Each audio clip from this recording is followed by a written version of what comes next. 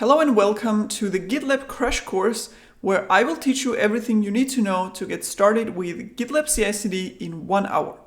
I am Nana and I have taught hundreds of thousands of people how to advance their DevOps skills through my YouTube channel and online courses, as well as the complete DevOps educational program. If you're new to my channel, be sure to subscribe because I upload new videos about different DevOps technologies and DevOps concepts all the time. Now, in this crash course, you will learn how to build a basic CI/CD pipeline that will run tests, build a Docker image, and push to Docker Hub's private repository, and then finally deploy the newly built image to a remote Ubuntu server. And while building the pipeline, you will learn the core concepts of how GitLab CI/CD works and the main building blocks such as jobs, stages, runners, variables, etc. Now, of course, you can learn only so much in 1 hour, right? And this will help you build foundational knowledge and get started with the GitLab CI/CD platform. But if you want to dive deeper and start building real-life DevOps pipelines for releasing your applications, I actually have a complete GitLab CI/CD course on it, which I have linked in the video description. So if you're interested, you can check it out there. So with that, let's get started. First of all, what is GitLab CI/CD? And why should you even care? Now, GitLab platform generally is striving to become the DevOps platform or a one-stop shop for building DevOps processes for your applications. So they have exactly this roadmap and they're working towards that, which means they're actually integrating and creating new features to basically give you everything in one platform to build complete DevOps processes. And a big part of those processes is a CI/CD pipeline. So first of all, what is CI/CD in simple words? CI/CD stands for continuous integration and continuous deployment or continuous delivery. And what it basically means is automatically and continuously testing, building, and releasing code changes to the deployment environment. So that means when a developer commits a new code into the GitLab repository, GitLab will automatically execute a CI/CD pipeline that you have configured for your project to release those code changes to the end environment where the end users can access them. But the CI/CD concept is a topic of its own. So if you want to understand it on a deeper level, then you can check out my other video about DevOps and CI/CD pipeline, where I explain this in more detail. But as I said, in simple terms, CI/CD is to continuously release your code changes to the end environment.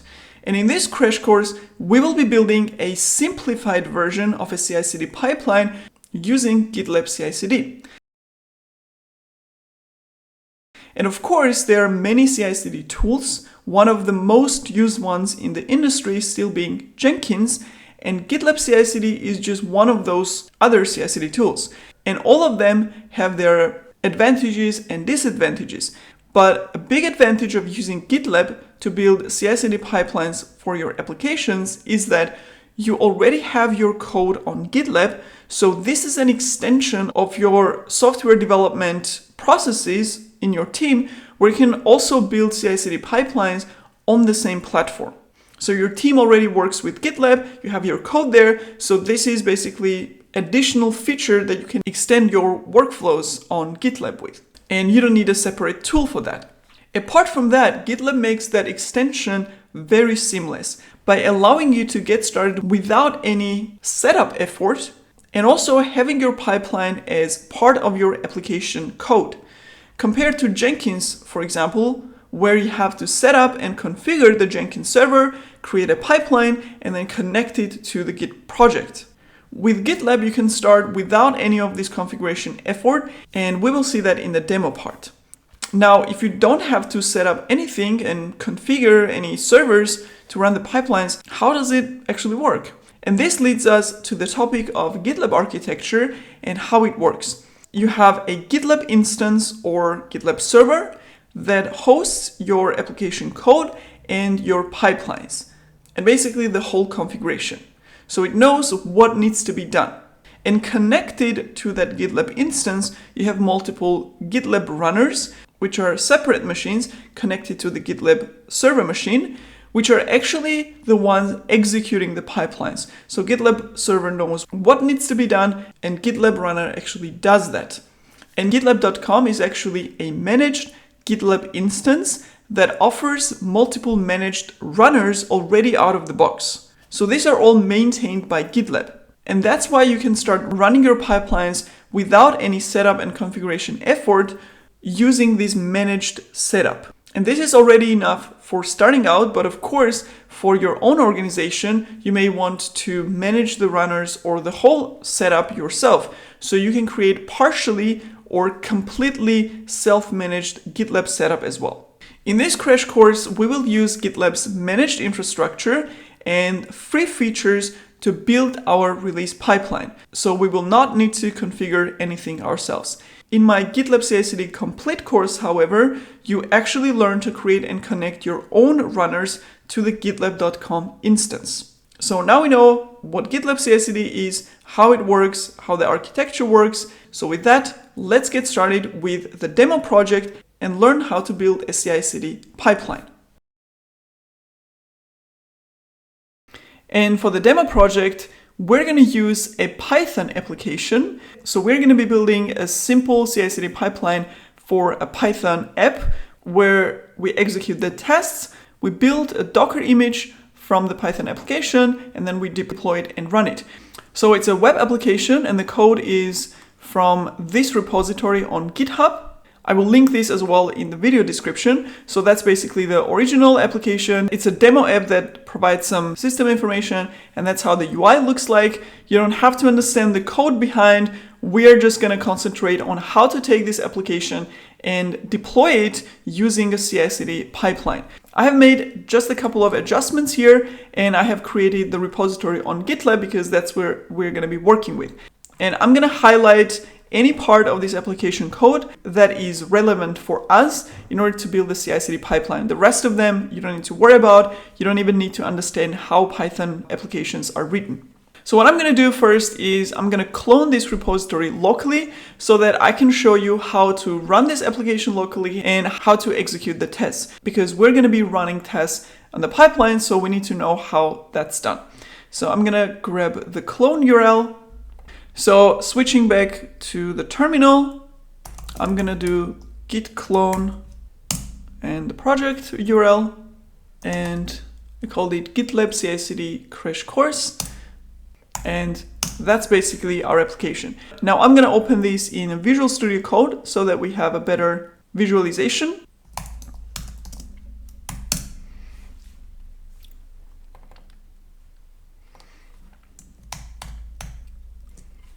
Make it bigger, and let's see exactly what parts of this application code is relevant for us.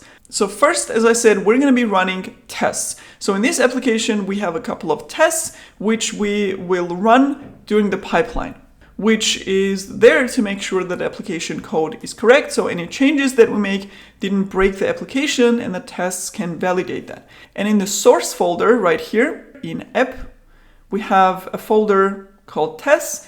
And inside there, we have these two test files that include the test. Again, you don't need to understand how these tests are written, what they actually do.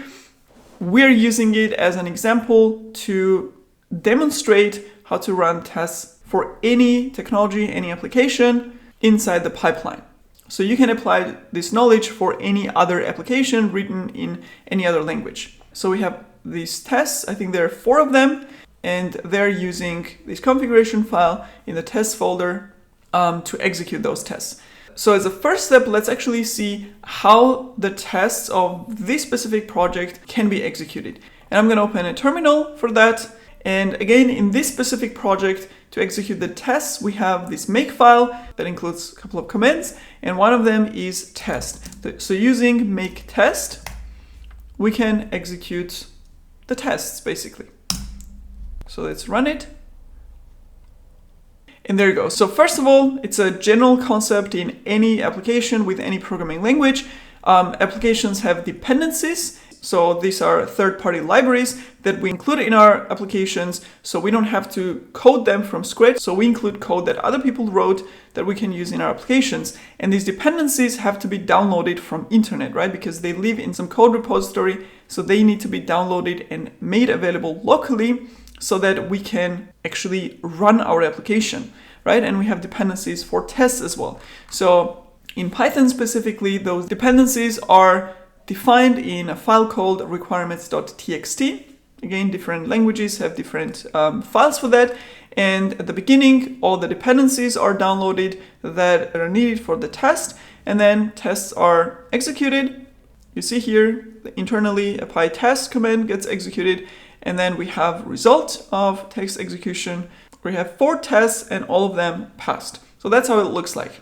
And this is also a general principle. When you run an application, whether it's a Java or Node.js or Python application, you always need that technology, the tool installed locally, right? So if I run Python application, I need obviously Python to be available on my machine. If I run Java application, I need Java to be installed and available locally. So I have Python. I also need to have pip installed, which is a package manager for Python, which is the tool that actually downloads and fetches those dependencies from the internet. Again, other languages have their own tools for that. And finally, because we have a make file here to execute those commands, we need make command as well to be available on the machine. And this means that we need these 3 tools to also be available inside our pipeline when the tests are executed. And we're going to see that a bit later. Now I'm going to do one more thing, which is actually start the application locally and see how it looks in the browser. And for that, we have another command called make run. And this will start the application on port 5000. If I want to change the port, and I actually do want to change the port because I have already something running on port 5000. So I'm going to set port to, let's do 5004. And make run. And this will start the application locally, and then I can access that on localhost port 5004. Now let's see that. And there you go. That's how the application looks like. We have the monitoring, dashboard, info, and some other stuff. So that's the application that we want to release using a CI/CD pipeline on a deployment server. So now we know how the application looks like, how to run the tests. So let's actually go ahead and build a simple CI/CD pipeline for this demo application. So I'm going to stop this. Let's actually remove the terminal. And now the question is, how do we create a GitLab CI/CD pipeline? Well, following the concept of configuration as code, the whole pipeline will be written in code and hosted in the application's Git repository itself in a simple YAML file. And the file has to be called .gitlab-ci.yml so that GitLab can automatically detect the pipeline code and execute it without any extra configuration effort from our side. So in the root of the project's repository, we're going to create this YAML file and we're going to write all the pipeline configuration inside. And we can actually do that directly in the GitLab UI as well. So we don't have to switch back and forth from the editor to GitLab. So I'm going to do that directly here. Create a new file.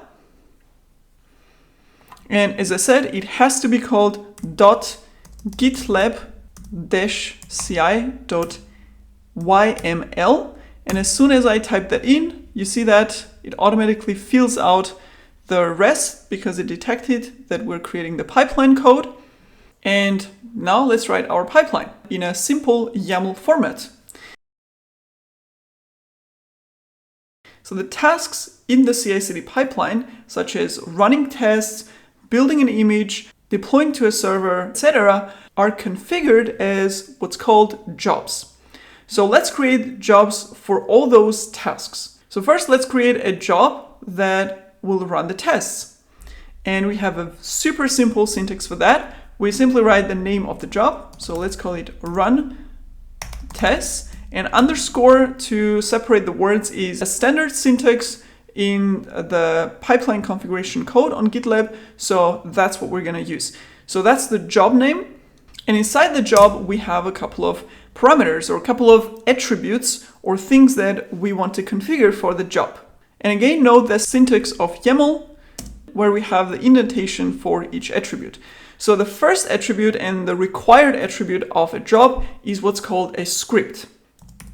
And script is basically where we list any commands that should be executed for that job. So for example, run tests, right? Make test is a command that needs to be executed in order to run the test. So we're going to write that command right here. So that's actually a job configuration to run the tests. Simple as that. We have the name of the job, and inside that we have a script that tells what should this job actually do. And we're saying that it should run command called make test, which will execute the tests, just like we did locally. But in order for this to run successfully, we need to do a couple of things. Remember I told you that the make test command to be successful needs, first of all, make command to be available wherever this job runs, but also in the background, it will execute pip to install the dependencies, and it will also execute Python because tests are written in Python, so we need that to be available as well. So these three things need to be available on the machine where this will run. And now we come to the question of where will this job actually be executed, on which machine, on which environment? Is it a Linux machine? Is it Windows? What is it? As I mentioned at the beginning, pipeline jobs are executed on GitLab runners. And GitLab runners can be installed on different environments. It could be different operating system like Windows, Linux, different distribution of Linux, etc. And that's what's called a shell executor. It's a simplest type of executor, simplest environment, what we know from Jenkins, for example, where you have a simple server on Linux machine and you execute shell commands on them as part of your job directly on the operating system. But another common execution environment on GitLab is Docker container. So instead of executing the jobs directly on the operating system, like on a Linux machine, for example, we execute the jobs inside containers. So the GitLab runner is installed on some Linux machine, and on that machine, GitLab runner creates Docker containers to run the jobs. And the managed runners from GitLab that we get available out of the box actually use Docker container as the execution environment. So all our jobs that we write here will be executed inside Docker containers. But as you know, containers run based on a certain image, right? You can't run a container without an image. And depending on which image you use, you're going to have different tools available inside that container. So if I use a MySQL image to start a container, I'm going to have MySQL inside plus some other tools that the image has. If I have Node.js image, then I'm going to have Node.js and NPM available inside the container. If I use a basic Alpine image, then I'm going to have basic Linux commands and tools available inside. So which image are GitLab's managed runners actually using to start those containers?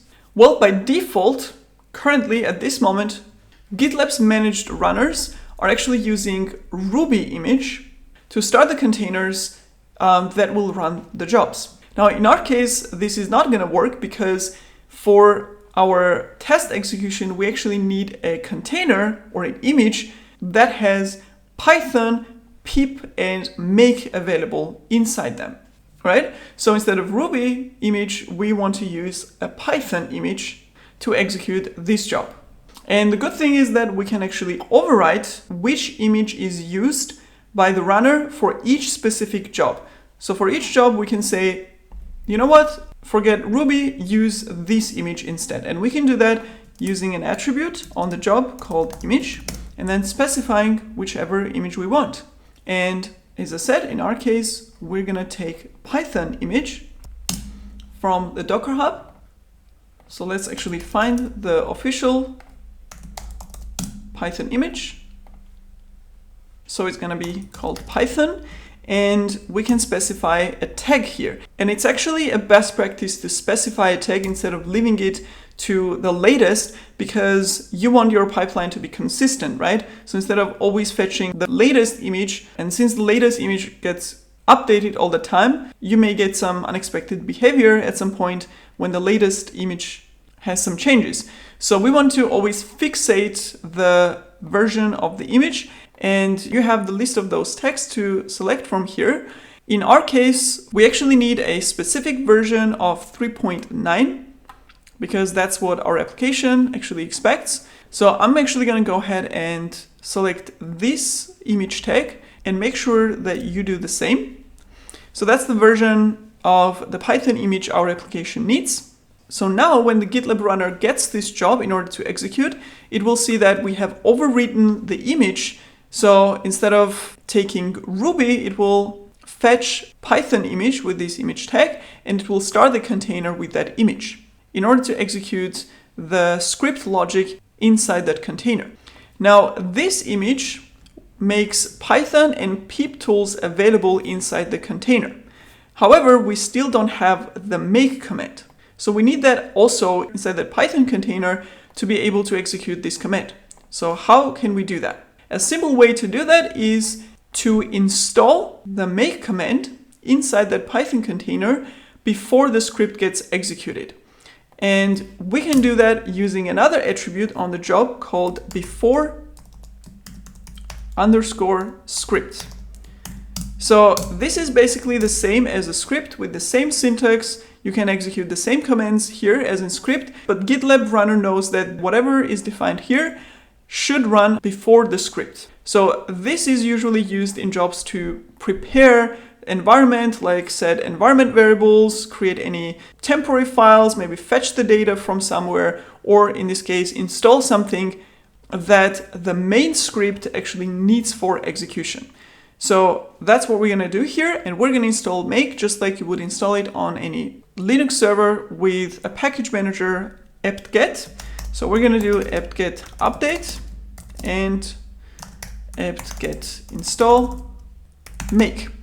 So this will take care of installing make inside that container. So we will have all three tools that we need available in order to execute this command. So now with this configuration, we already have a working pipeline with just one job which runs tests, but still we have a valid working pipeline that we can execute for our application. So how do we actually execute the application? The only thing we need to do is simply commit this file. And as soon as we commit the changes, GitLab will actually detect that we have added a pipeline configuration, and it will automatically execute the pipeline in the background. So the pipeline is actually already running. Now, where do we see the pipeline execution? Well, right here we are in the repository section, which lets you manage the files, commits, branches, and so on. For the CICD, there is a separate section that lets you manage the CICD part of the project. And the good thing is you don't have to switch to some other view. You stay inside the project. You have all the configuration in one place. And the first tab here is pipelines. And this is a list view. So this is going to be a list of all the pipeline executions for your project. And we see that our first pipeline was successful. It has past, state, and if I click inside, that's the detail view of the pipeline. We actually see all the jobs that ran for the pipeline. In our case, we just have one job. We also have a separate job section where you can see the list of the jobs. And if I click inside the job, you will see the logs, which is obviously useful if the job failed, for example, for troubleshooting and debugging. So let's actually take a look at our logs to highlight some interesting and important information. First of all, right here you see that the job is being executed using Docker. Right here you see using Docker executor with image. And this is the image that we specified. So by default, it would have used Ruby, but since we overrode that, it is using image that we defined. And it's pulling the image and starting the container from it. Once the container is created, now it of course has to fetch the whole Git repository. So this project's code, basically in that Docker container where we have the test files, dependencies file, and everything else to be able to execute tests, right? But before the main script, the before script gets executed, which installs make. And once that's installed, then make test command gets executed. Then we have pip install the dependencies. And at the end, we have our 4 tests that all ran and they are in the past state. So the first step or first job of our pipeline is configured and working. Before moving on, I want to give a shout out to Twingate who made this video possible. Twingate is a remote access service that allows you to easily access private services within any cloud or in your home lab. For CI/CD workflows that execute outside of your environment, Twingate includes a service account feature that allows secure and automated access to your private resources. Twingate is actually a modern alternative to a VPN that is easier to set up, offers better performance, and is more secure. If you need to create a CI/CD workflow to deploy into your private Kubernetes clusters, or if you have internal databases you need to access, then it is an excellent choice. With Twingate, you don't need to open any ports on your firewall or manage any IP whitelists. You will also find providers for Terraform and Pulumi, so you can fully automate it into your existing stack. If you want to try it, you can use their free tier and get started for free, or Twingate has actually provided a special offer for my viewers. You can use the code NANA to get 3 months free of the business tier in addition to their 14-day free trial. So now let's go back to the pipeline and add the next job that will build and push a Docker image of our Python application. And to switch back to our pipeline code, we can go to the repository and basically in the GitLab CI file, or we actually have a shortcut here in the CI/CD section with the editor tab that takes you directly to your gitlab-ci.yml code in the edit mode. So you can continue working here on your configuration. Now let's create the next job where we build a Docker image and push it to Docker Hub's private repository.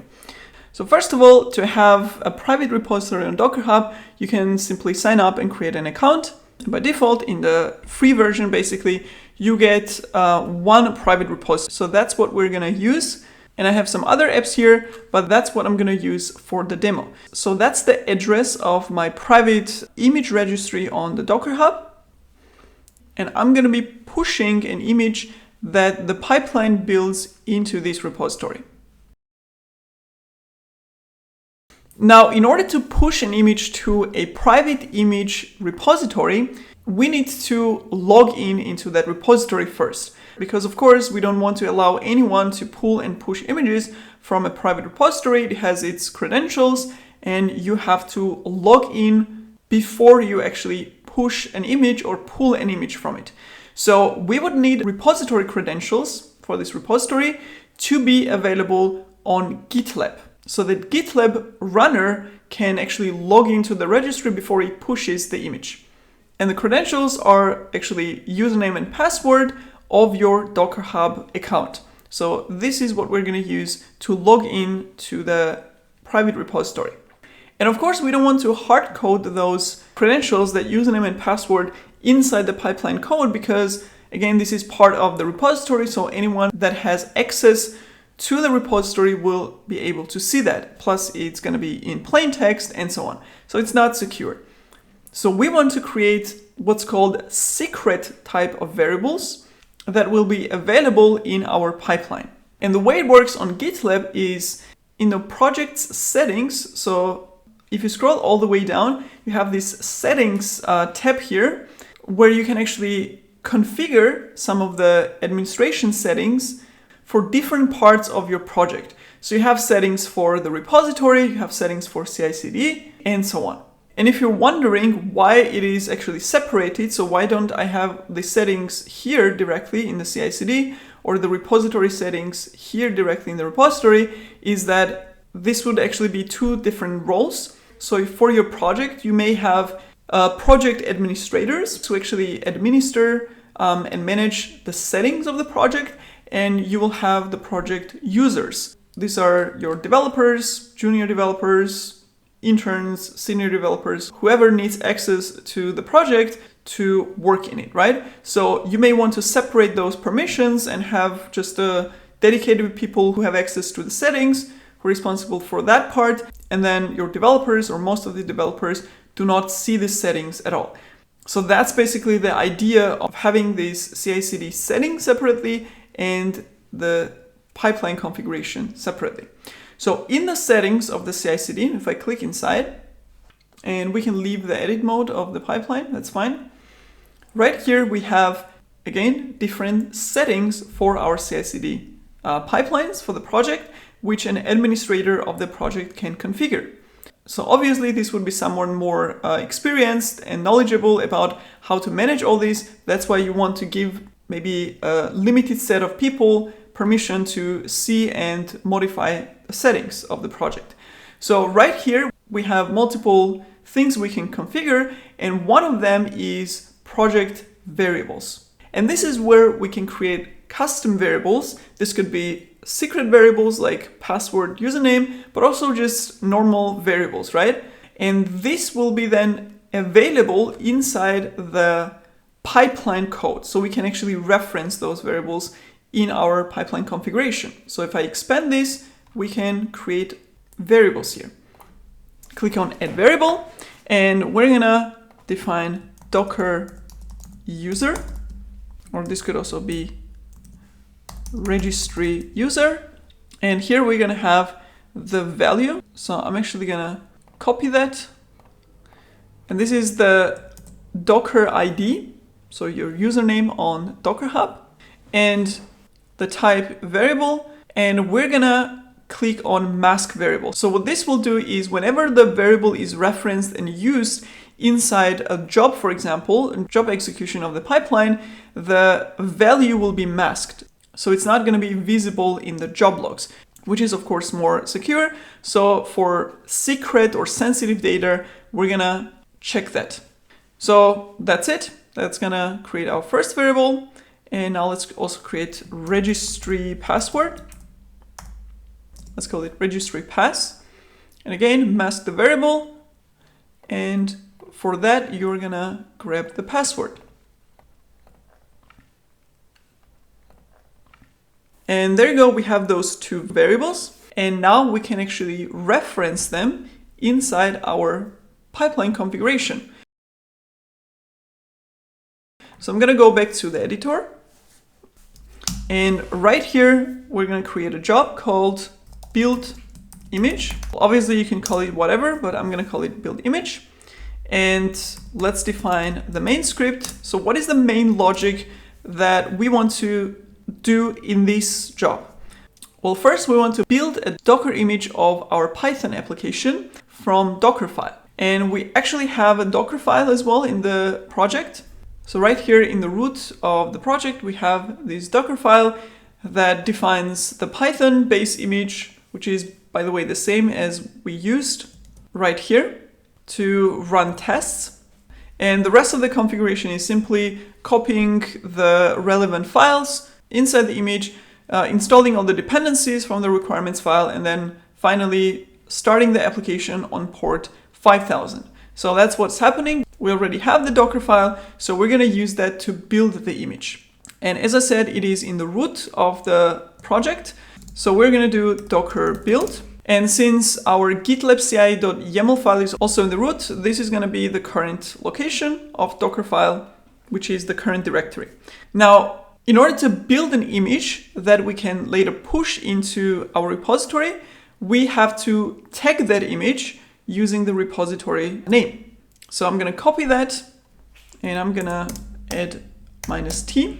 So that's for tagging the image with the repository name. So in Docker, the name of the image includes the repository name so that Docker knows where to push that image when you execute docker push command. And you also need to have a tag, just like here, right?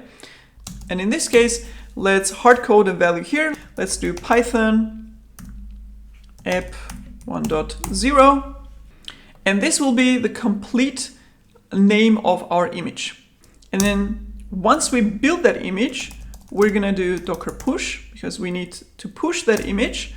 And I'm gonna copy the name. So that's gonna be the push image. And as I said, in Docker, the way Docker knows where you want to push that image or the address of the repository is inside the image name itself. So it knows on this Docker registry, you have a repository called this, and you want to tag the image using this specific tag. But before we can do docker push, obviously we need to authenticate with the repository, otherwise it's not gonna work. So right here, before push, we need to execute docker login command, which takes username and password as parameters. So we have -u for username, and now instead of hard coding the value here, we can reference the variable that we created in the settings called registry user. And we can reference it super simply using a $sign and then name of the variable, registry_user. And we also have the password, and that's going to be registry pass. That's what we called it.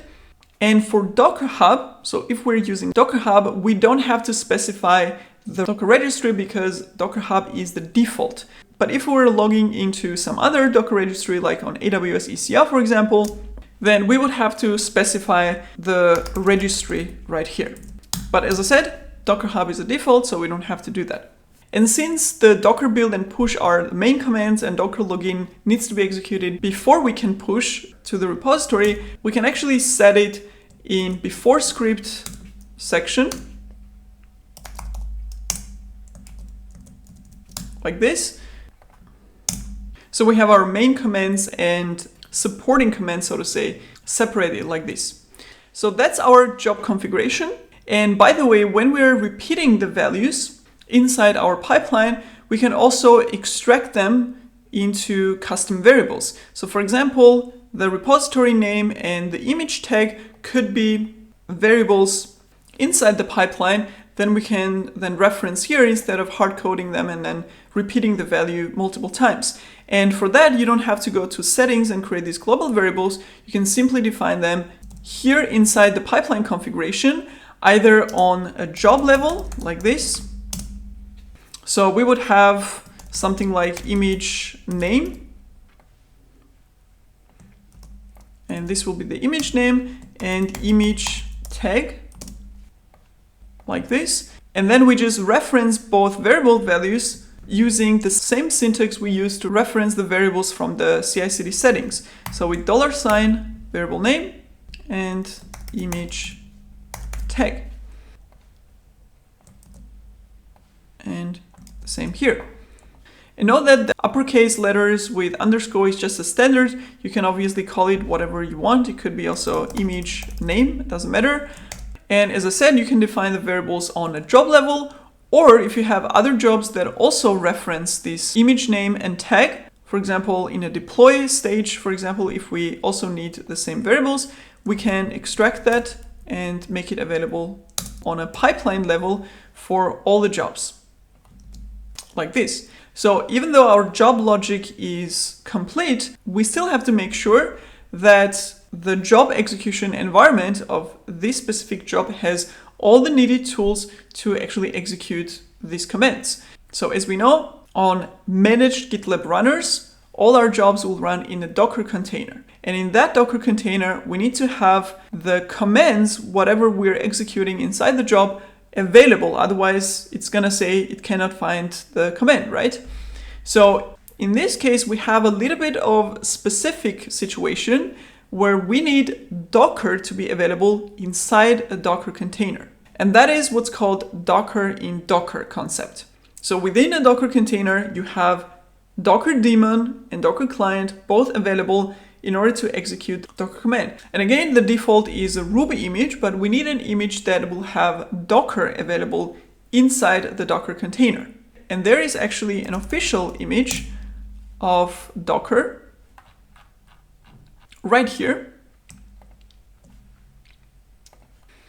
That is meant exactly for that scenario where you have Docker in Docker. So you build a Docker container with a Docker image, which makes, again, Docker commands or Docker client and daemon available inside your container in order to execute Docker commands. So that's what GitLab CI/CD official documentation also references whenever you have this kind of use case. And the configuration is actually pretty simple. The first thing we need to do is obviously set the image to this Docker image, and we can actually take one of the latest tags.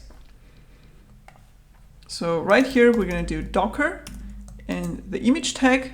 So this will take care of starting a Docker container from Docker image. So we have the Docker client available inside. However, we also need Docker daemon available inside, right? So Docker daemon is the process that lets the client actually execute those commands, connect to the Docker registry, pull the image, push the image, etc.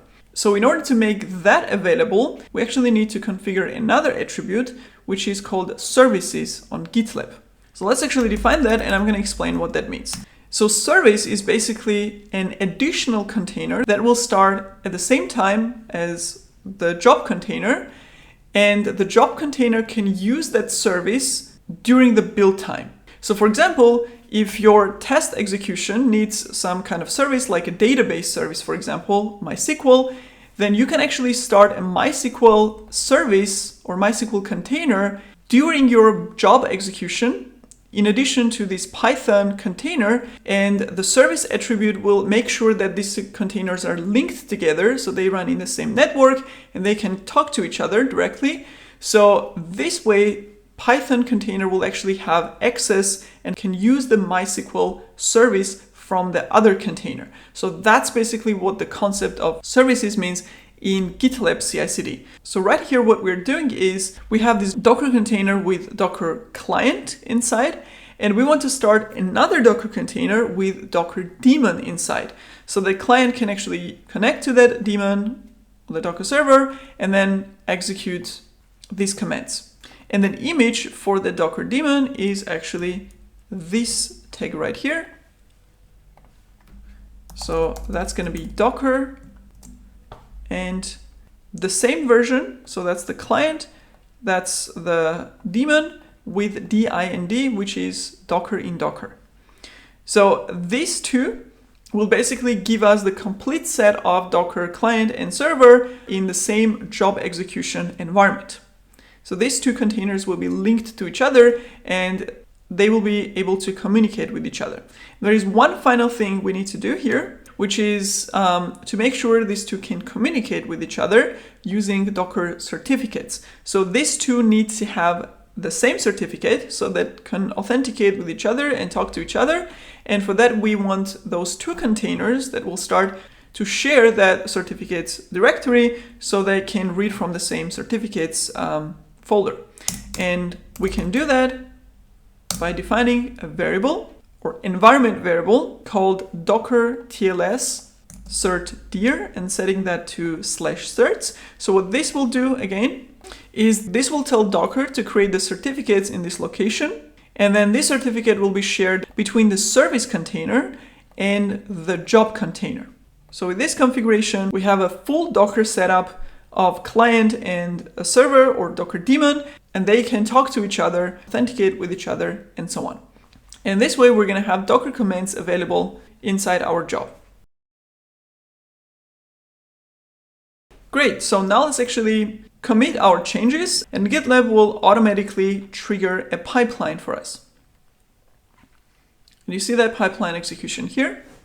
If I do view pipeline, now you see that two jobs are being executed inside the pipeline, both running at the same time. So let's wait for them to finish. And there you go, both jobs were successful, which means we should actually already see an image in our Docker Hub registry. So I'm going to go to my repository, and right here, pushed a few seconds ago, we have Python app 1.0. So we have successfully built and pushed a Docker image to Docker registry using GitLab CI/CD pipeline. However, there is one issue here, which is that both jobs get executed at the same time. And if we add deploy job it will also run in parallel to these two jobs. And this makes no sense for us because we want to run these jobs in order, right? So we want to run the tests, and only if the tests are successful, we want to build and push the image. And only if build and push job was successful, then we want to deploy that image, because if build fails, we have nothing to deploy, right? So how can we force this order in which the jobs will execute in the pipeline? Well, we can do that using what's called stages. So the stages can be used to organize the pipeline by grouping related jobs that can run in parallel together. So for example, if you have different tests that you run for your applications, like unit tests, lint tests, whatever, they can all run in parallel by being in the same stage. So let's see how that works. Going back to the editor, we want to put the run tests in one stage and then have build image as the next stage. So build image will basically wait for the run test to execute, and only if the run test was successful, it will execute the build image job. And it's super easy. We have this stages attribute where we can create a list of stages, and we can call them whatever we want. I'm going to create test stage and build stage. And then from those stages that you have defined here, you can reference them within your jobs. So right here, we can say run tests in test stage and build image in build stage. That's it. That's the whole configuration. So I'm going to commit that and let's see the result. So the pipeline got triggered. If I go to pipelines, the first difference right away that you see here is we have two stages now. So we have test stage and build stage, whereas here by default, when you don't specify any stages, GitLab gives you a test stage. So everything gets executed in that test stage. And if we go in the detailed view of the pipeline, you also see a visualization of those stages. So instead of the jobs being just listed here within one stage, you now have the stages listed next to each other. And the jobs in the build stage will wait for any jobs in the test stage to complete before they run. So that's how the stages looks like. And when we add more stages, they will basically just appear next to each other. So these two steps are configured. Now let's add the final job to our pipeline to deploy that newly built Docker image to an Ubuntu server and run that Docker application there. For that, we first need a deployment server, right? We need a server that we're gonna deploy to and run our application. To make this easy, we will create a simple Ubuntu server on a DigitalOcean platform. It's way easier to set up and configure than AWS if you don't have an AWS account. So that's the platform we're going to use. Now, if you have an Ubuntu server or other server, you're welcome to use that as well. So this is not specific to any cloud platform. We just need an Ubuntu server that is connected to internet that we can deploy to. And on DigitalOcean, actually, you can sign up a new account with $100 credit. So make sure to take advantage of that if you register here so that you can work through the demo for free. I already have an account, so I'm gonna log in. And I'm starting with a completely clear state. I don't have anything configured yet. So we're gonna do all this together. First of all, when we create the server, we will access that remote server on DigitalOcean from our local machine using an SSH command. And to SSH into a server, obviously we need an SSH key. And on DigitalOcean, we can add our own SSH key in the settings here. So in settings, security, you have a section here that says SSH keys and you can add one, right? So you can generate an SSH key pair.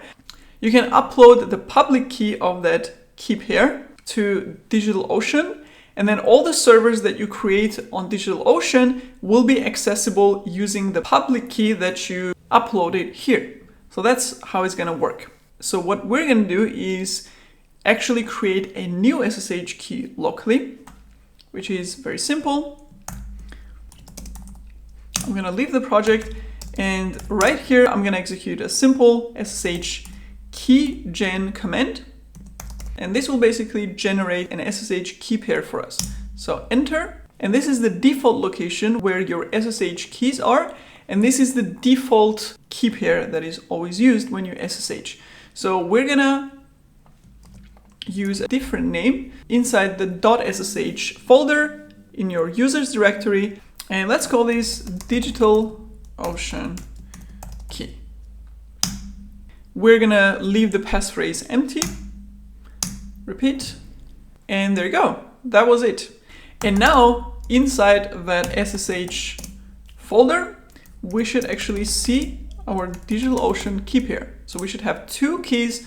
One of them is public and this is the private one. So that's the one we need to upload to the platform.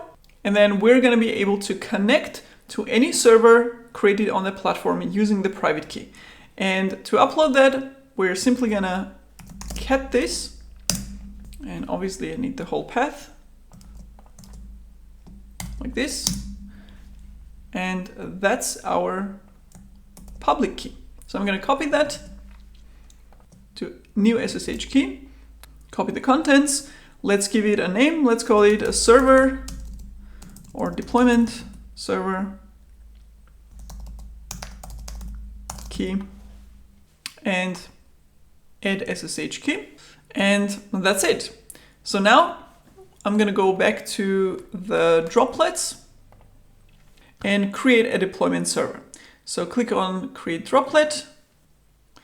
I'm going to choose Ubuntu with the latest version, basic plan, regular with SSD, and I'm going to select the smallest server with the smallest resources because we're just going to be deploying one application container, which is our Python app. So we don't need much resources. And finally, we're going to choose the region, which is closest to our location. And that's it. All the other stuff will stay the same. Right here in the authentication, you already see that SSH keys is selected. So that's going to be how we connect to the server. And that's the key that we added. So we'll leave everything else with defaults. We are creating one droplet and create. And let's wait for our droplet to be fully initialized. There you go. And once it is initialized, we're gonna need to configure one thing on that server before we're able to deploy and run our Docker image to that server, which is we need to install Docker because we're gonna be running Docker container on it, so we need Docker available. And for that, we're gonna grab the public IP address of our droplet, of our server, which is this one right here. Let's copy. And we're going to connect to that machine locally. And we're going to SSH into the server using an SSH command. And the IP address of the server, which is a public IP address. But of course, when we SSH into a remote server, we need to authenticate ourselves, right? So we need to provide credentials, in our case, username or Linux username and private key. So the Linux user on droplet servers is root. So that's the user we're connecting with. And here we're going to specify the private key that we want the SSH command to use to connect to the server using -i option. And we need the location. So that's the home directory of my user.ssh and DigitalOcean key. So with this command, we should now be able to connect to the server. So let's execute. And this is a confirmation to save that remote server locally as a known host. So let's confirm. And there you go. We are inside our droplet connected as a root user. And as I said, we need to install Docker on this machine. So if I do Docker, obviously right now it's not available. And I'm going to use this suggested command to install Docker. But before that, we're going to do apt update. And now we can do apt install Docker. There you go.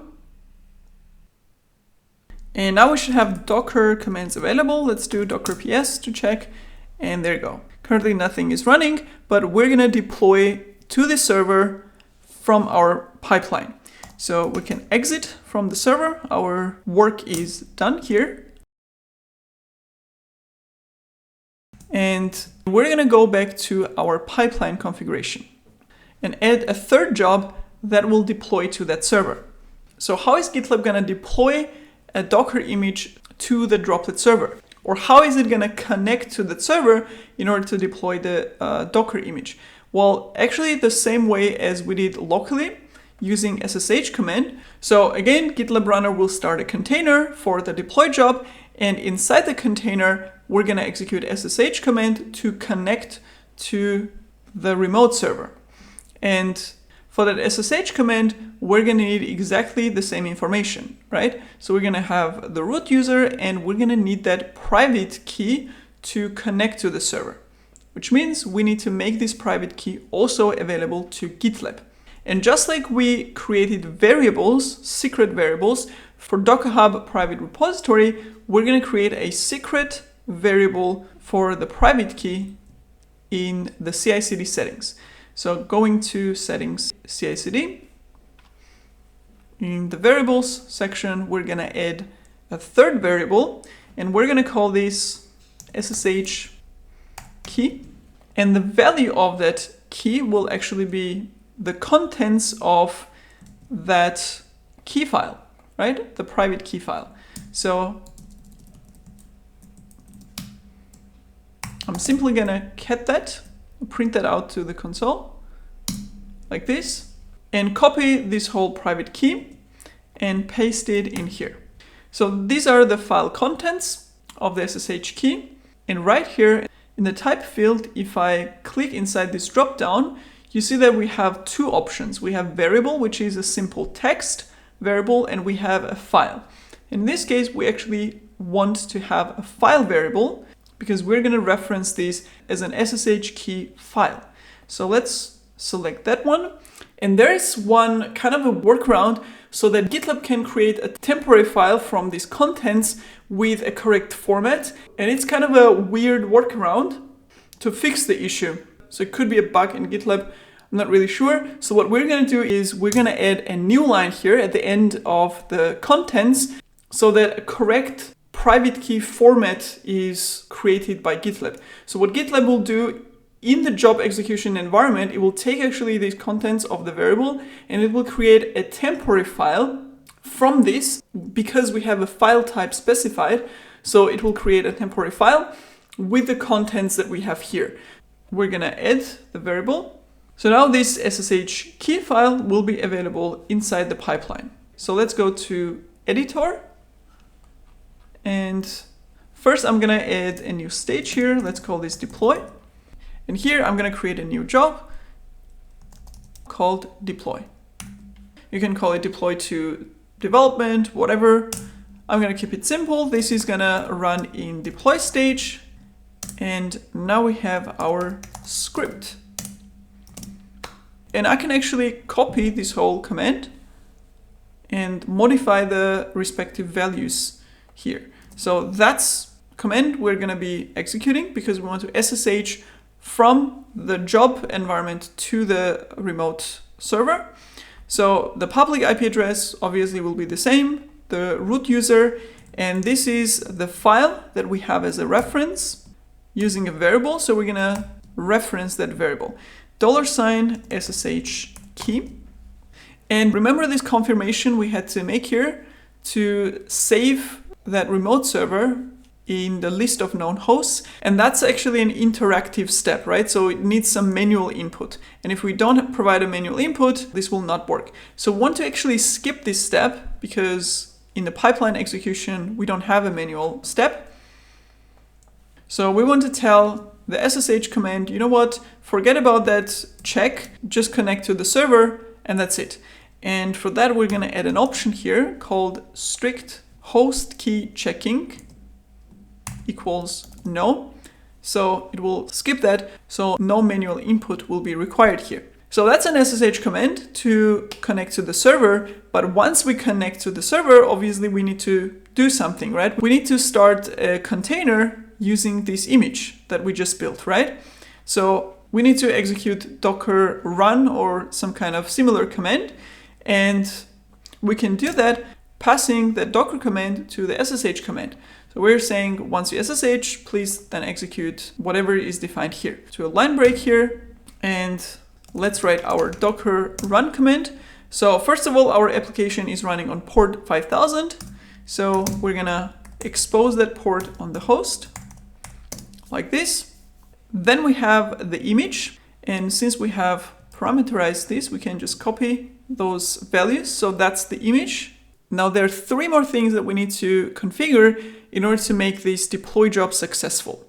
First of all, this command will be executed on a droplet server, and it will actually pull the image that we specify here from the private registry. And that means we need to authenticate with that registry to be able to pull the image. So just like we had to do docker login here in order to push an image, we need to do docker login here in order to pull the image. So we're going to copy this thing and edit here before we run the image. And since these two are going to execute inside the SSH, we need to add this ampersand here. So we are kind of chaining multiple SSH commands together. So that's one thing which will take care of authenticating with the Docker registry and pulling the image from the repository. So this is the first one.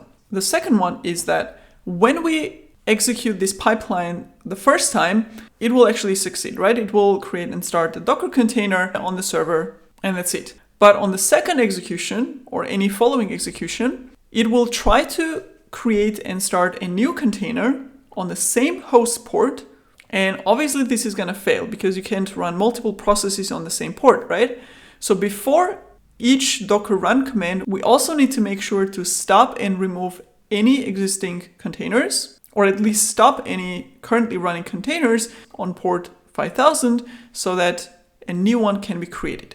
So that's the second thing we need to do. And because we know that this server will only host and run our application, we know that there's going to be one container and we just want to stop that. And we're going to do that using the following command. We're going to do docker ps -a. So this will list all the containers, whether they're running or stopped, doesn't matter. And it's going to list them by ID. So with -aq version, we're going to have a list of all containers. Again, in our case, it's just going to be one. And then we're going to pipe that command and we're going to stop that container using docker stop command. So we're going to take whatever this displays as an argument for docker stop command, like this. And we're also going to take that list as an argument for docker remove command. So this will stop any containers using their IDs, and it will also remove those containers. And then we're going to create a new one with a new image. And let's not forget the end here to chain the commands. And the third thing we need to do is related to the SSH key file. So when GitLab creates a temporary file from this SSH key variable that we created, it will actually set access permissions on that SSH private key file. And those access permissions by default are to open, so anyone can read and write to that file.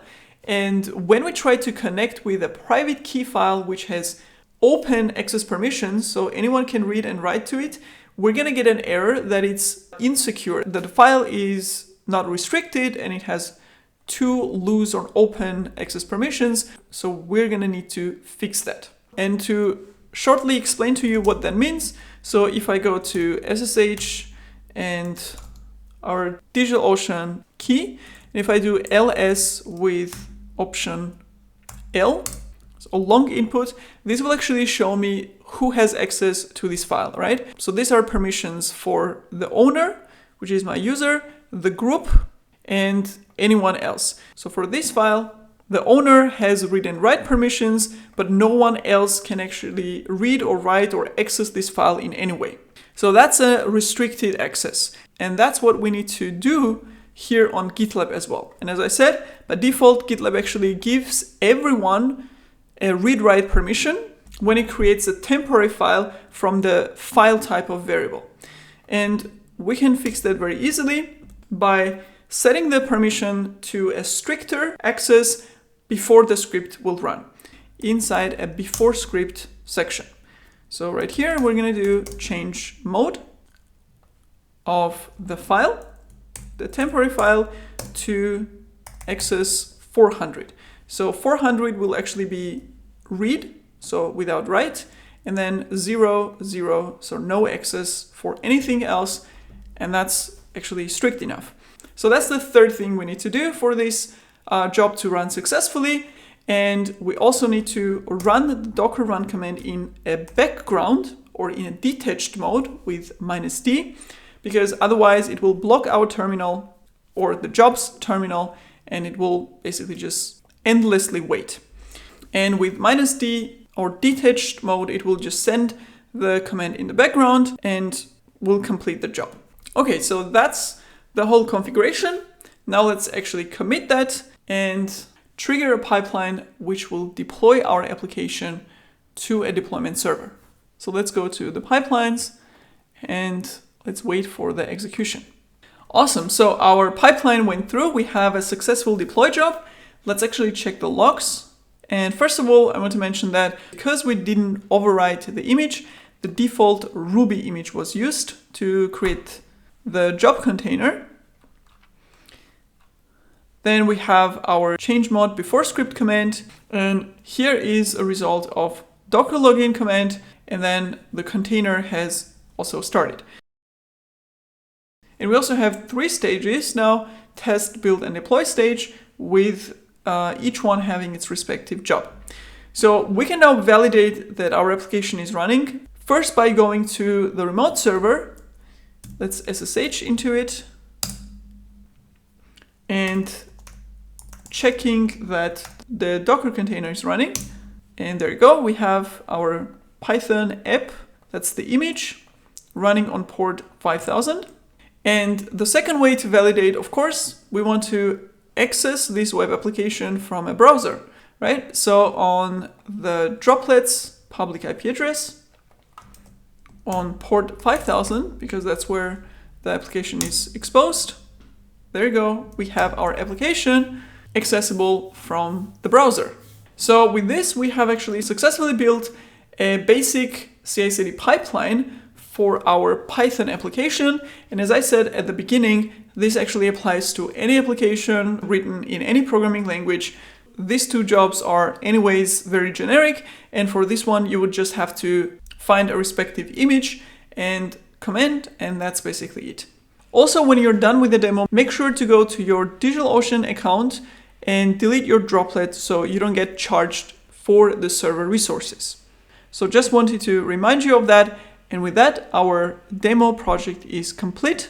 And we have learned a few core concepts of GitLab CI/CD. Now, of course, you can configure much more in your GitLab pipeline code. And as I said, this is a basic pipeline, and you can already work with this knowledge because you basically learned the core concepts of GitLab CI/CD, and you can extend on it. However, there is much more to GitLab CI/CD platform, much more features with more advanced use cases of using artifacts, caching, deploying with Docker Compose, deploying to Kubernetes cluster, creating pipelines for microservices applications, using job templates to avoid code duplication, and much, much more. So if you want to really dive into GitLab CI/CD and learn all these features and concepts and become an expert in that, as mentioned, I have a complete GitLab CI/CD course, so be sure to check out the video description to see exactly what's in the course and to enroll there. I hope you enjoyed the video and you learned a lot. Let me know in the comments what is your experience and your use case with GitLab CI/CD and whether you're using it at work or any other projects. And with that, thank you for watching and see you in the next video.